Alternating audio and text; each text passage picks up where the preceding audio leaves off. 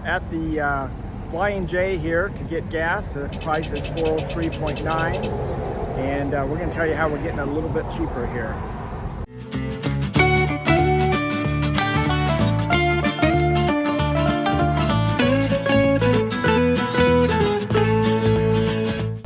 Well, we are in Pecos, Texas. Welcome to Tigner Adventures. We are here at this Flying J getting gas, and I wanted to take a minute to talk about gas and the kind of the prices that we've been seeing and what kind of gas mileage we're getting. So one of the things that's really helped us on our pricing is these two cards. So our Good Sam, if we're at Flying J, we get 5 cents off per gallon. And then we kind of put this on there too, Gas Buddy. In this particular case, we got another 6 cents off. So even though the price of gas here is $4.03, we ended up getting 11 cents off per gallon. So that starts adding up pretty fast in an RV. So let me just kind of talk about when we started our trip. We're now 10 days into our trip. So our first stop, which was still in Arizona, we paid $4.07 per gallon, and we got 5.98 miles to the gallon. And then our next stop, we stopped, it was $4.01 per gallon, and we got 5.58 miles per gallon. So those are the first two. Then we went into New Mexico, and up in by White Sands there, we got we paid 3.86 cents per gallon, and we got 6.9 miles to the gallon when we calculated that one up. So then over into Roswell, or actually that was Carlsbad, we got it was $3.80 per gallon at a Pilot, and we ended up at 7.1 miles per gallon. Now the next one, we just barely filled up here. It only took 13 gallons to fill up, and I thought there's something wrong, and man, I trickled it in there as slow as I could, checked my gas gauge. It says full, so it looks like we're full. We paid here, with our 11 cents off, we paid $3.93 a gallon, and we got 8.9 miles to the gallon coming from into Texas here. So part of that could have been that we were only going about 40 miles an hour a lot of the way, because the road was so rough and there was a lot of construction in some areas, and we had to sit there for quite a while, and so we just kind of turned the rig off and wait and then start up and go again. But so it took us a little while to get to Pecos, but we're here, and the trip is going pretty good. So I just wanted to kind of, I mean, I've heard a lot of talk about gas prices, and I think the biggest thing is that, it is what it is. You don't want to stop your whole activities this summer just because prices of gas is a little higher, because our kids were telling us, you only live once. So you need to just go with your plans, because none of us are getting any younger. And so anyway, that's what we're doing. And prices are going down, and if you use some different little apps and things, there's another one called Get Upside. I haven't really figured that one out yet, but it gives you cash in a wallet kind of thing, and gives you discounts off of other things. So it's not directly cash in your pocket like these other two are, but there's a lot of different things out there that you can use to kind of minimize that extra cost of gas.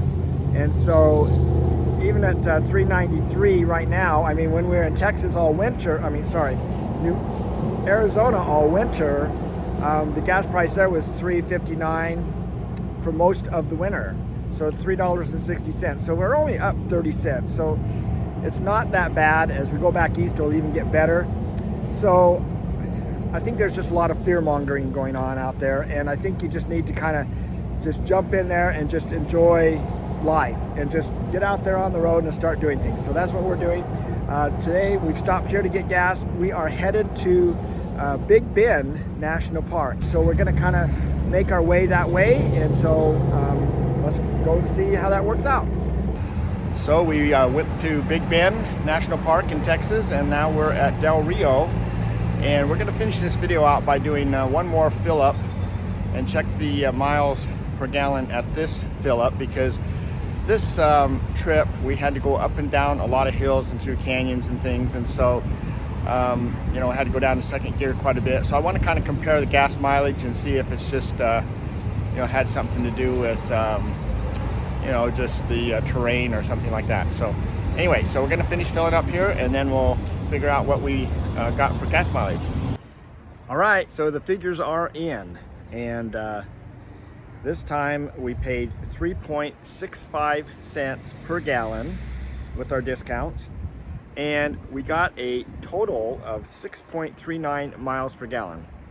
So not bad for all the up and down hills that we were going through, and having to, you know, go down into second gear for quite a ways and everything, so revving the engine up quite a bit. Now, to put this into perspective, I have to tell you, we're starting our 5th year of full timing, and for 4 years we have never ever while we've been towing our car got better.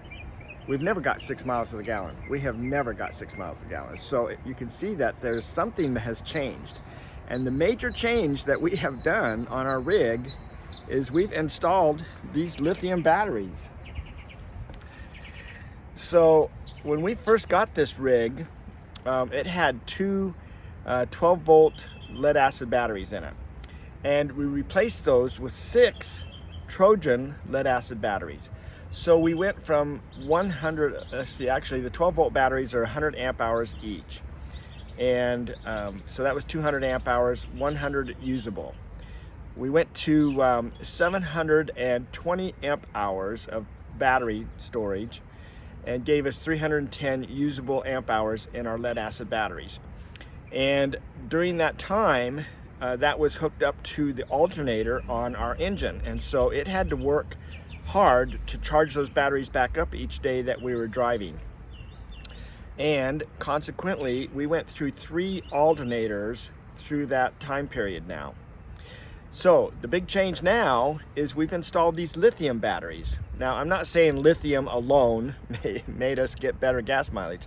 However, it is kind of interesting that I have disconnected the alternator from these batteries. So these lithium batteries only get charged from solar or from a battery charger that we plug in to the electric power if we need to, or, you know, to our generator or whatever, our little portable generator. But most of the time they are just, you know, being charged from solar, and that's it. So that means that that alternator is not hardly working at all.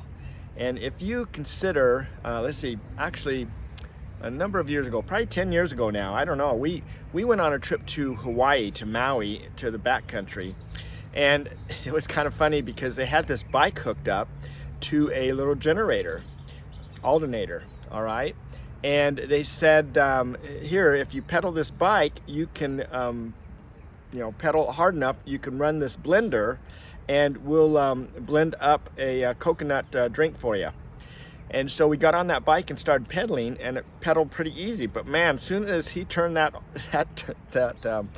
blender on, holy cow, it was hard as, it was like really tough to pedal it and keep up the speed that needed to be there to be able to generate the power to run that blender. Now, I think that's the same thing going on here. When we have, you know, all the battery power that we had, and we have to charge that. Now, our alternator is a 120 amp alternator. So that means it's trying to produce a max of 120 amps of power. And so that's putting a major load onto the engine while that's, you know, trying to do that charging to get those batteries up to capacity. And if you know how lead acid works, if you are at, say, or even, let's just use an easy figure of 100, and I've got 300 amp hours to go, all right, that's going to take 3 hours to charge that, and that's only going to get 80%. Then it's going to drop down a little bit, but it's going to take another 3 hours to get them to complete capacity, so a total of 6 hours. That's one of the reasons that we switched to lithium, because they don't have that little stepping stage in there. It just goes from 0 to 100% when you're charging them. However, you can't use an alternator without some source of protection in there to charge lithium, because it'll take everything that poor little alternator can give, and it will just burn that alternator right up. So because of that, I've disconnected the alternator. I've bypassed it completely. Now that means I can't do auxiliary start and things like that, but I'll tell you, we have the gas mileages that we've seen have been outstanding, and I am so excited about them. So I can't say that that was a bad decision. I'll put up with, I don't ever have to use the auxiliary start very often anyway, and if I have to, then I'll jury rig it accordingly at the time. But for this little setup, I have to say that I think that switching to lithium and taking that off of the battery charger has saved us a lot. Now, I guess you could argue that you could have just disconnected that battery from the alternator to begin with, and it could have saved you a lot of money. So those of you that do have solar or plug in a lot and everything, you may want to disconnect your house batteries from your alternator, and that will help you know, with your gas mileage. So that's just a tip from us. Okay, so anyway, we're gonna go ahead and close out this video with that said. Of course, this is my opinion, and you may have your own opinions, but you know, I'd love to hear them. But I'm telling you, proof's in the pudding. As far as I can tell, it looks pretty good to me, and I'm pretty happy with it. So anyway, hope to see you down the road, and if not, then maybe we'll see you on our next video. But take care.